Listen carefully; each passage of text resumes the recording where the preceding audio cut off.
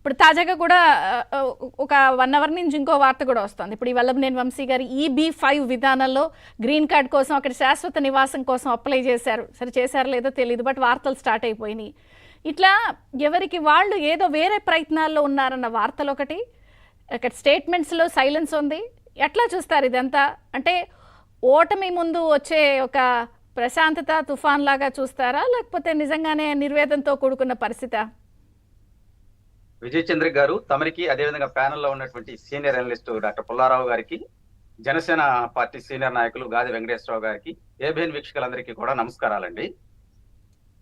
ఇప్పుడు దాకా పుల్లారావు గారు, మా మిత్రులు గాది వెంకటేశ్వరరావు గారు తమరి ఇంట్రోలో కూడా చాలా కీలకమైనటువంటి విషయాలు మాట్లాడారు.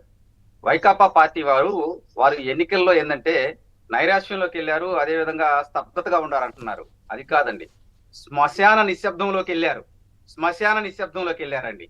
ఎప్పుడు ఏం జరిగిద్దా అని చెప్పి భయంతో ఉండాలి. వాస్తవంగా మా అధినాయకుడు ఎలక్షన్ ముందర కూడా ప్రెస్ మీట్ లో కీలకంగా చెప్పాడు మా శ్రేణులను ఉద్దేశించి. ఎక్కడైతే తెలుగుదేశం పార్టీ వారు, తెలుగుదేశం పార్టీ సానుభూతి పరులు, అదేవిధంగా కూటమి సానుభూతి పరులు వీళ్ళందరూ ఎక్కడ ఉంటారో మీరందరూ కూడా 12:30 లోపే మరి మీ ఓట్లు వేసేసేయండి అని. ఎందుకంటే ఆయన ఊహించినట్టే జరిగిందండి. మీరు 12 గంటల 30 నిమిషాల దగ్గర ఎలక్షన్ కమిషన్ ఆఫ్ ఇండియా వాళ్ళు 40% ఓటింగ్ జరిగిపోయింది. దాంట్లో ఎక్కువ యువత, మహిళలతో పాటు మరి వృద్ధులు కూడా వచ్చారు, ఇంకా క్యూ లైన్ లో ఉండాలని చెప్పారు.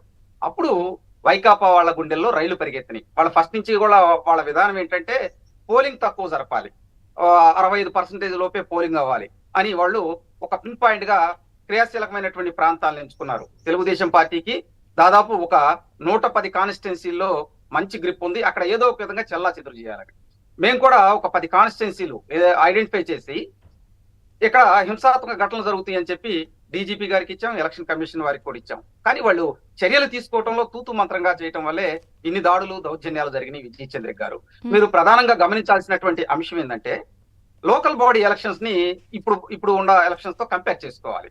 లోకల్ బాడీ ఎలక్షన్స్ లో 90% మా వాళ్ళు ఎవరైతే మా తెలుగుదేశం పార్టీ కానీ, జనసేన మిత్రులు కానీ, అక్కడక్కడ బీజేపీ వాళ్ళు కానీ పోటీ చేస్తే వాళ్ళ మీద అటాకులు చేశారు, దాడులు చేశారు.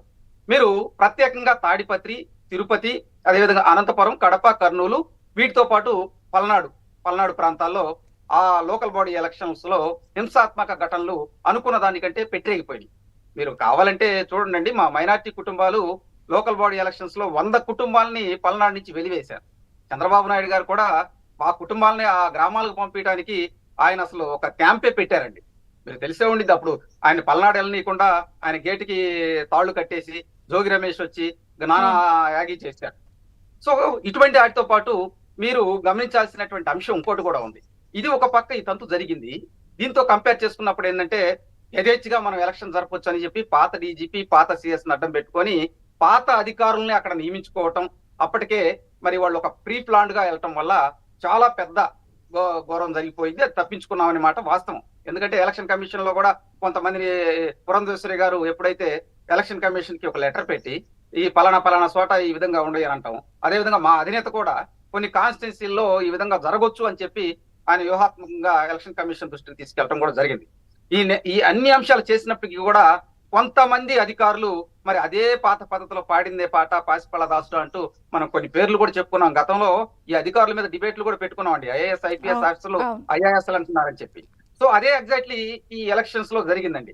కానీ ఇక్కడ ఏంటంటే ఓటరు చాలా తెలివిగా ప్రవర్తించారు. వాళ్ళు ఎక్కడ కూడా ఓటర్లు చూడండి, సమయం కోల్పోకుండా రేత్రి మరి 12 అయినా సరే వాళ్ళు బోర్లు తీరుండారండి.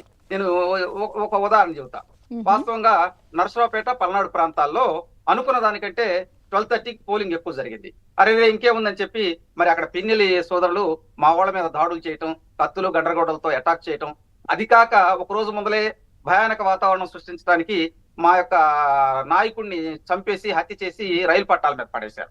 దీంతో పాటు ఆ నైట్ ఒక 300 మా సానుభూతి పరులు మా నాయకుల మీద అటాక్ చేశారు. మరి బయట ఉన్నటువంటి కారులు తగలబెట్టారు. అదే విధంగా మీకు గురిజాల్లో కూడా చేశారు, తర్వాత నరసరావుపేటలో కూడా చేశారు. అయినా కానీ అక్కడ పోలింగ్ పర్సంటేజ్ పెరిగిందంటే ఒకసారి ఆలోచించాలి. ఓటర్లో ఉన్నటువంటి ఆ యొక్క ఉత్సాహం, అరే ఈ ప్రభుత్వాన్ని కూలదొల్చాలి. ఇక్కడ ఇంకొక విషయం ఏంటంటే 18 నుంచి 32 సంవత్సరాల వాళ్ళు 1,04,00,000 మంది అండి. వీళ్ళు చాలా క్రియాశీలకంగా ఓట్లు వేసేసారు. వీళ్ళైతే 95% ఈ ఏజ్ ఉన్నవాళ్ళు ఓట్లు వేశారండి. వీళ్ళు 12:30 లోపే ఎక్కువ మాక్సిమం ఓట్లు వేసేసారు. సో ఇటువంటి కారణాల వల్ల మనం చూసుకుంటే వైకాపా పార్టీ వాళ్ళు ఏంటంటే మేము ఇక ఓడిపోతున్నాం అనేసి చెప్పి నైరాశ్యంలోకి వెళ్ళిపోయి కానీ ఎక్కడికక్కడ వార్తలు గొడవలు ఏమిటి? చేయటం. EB5 విధానంలో అక్కడ అమెరికాలో గ్రీన్ కార్డ్ పర్మనెంట్ గా అప్లై చేస్తున్నారన్న వార్తలు బిగిన్ అయిపోయినాయి. ఇప్పుడు వల్లభనేని వంశీ అలా చేశాడని వార్త వస్తుంది. సరే చేశారా లేదా తెలియదు, కానీ వార్తలు అయితే రావడం బిగిన్ అయిపోయినాయి కదా.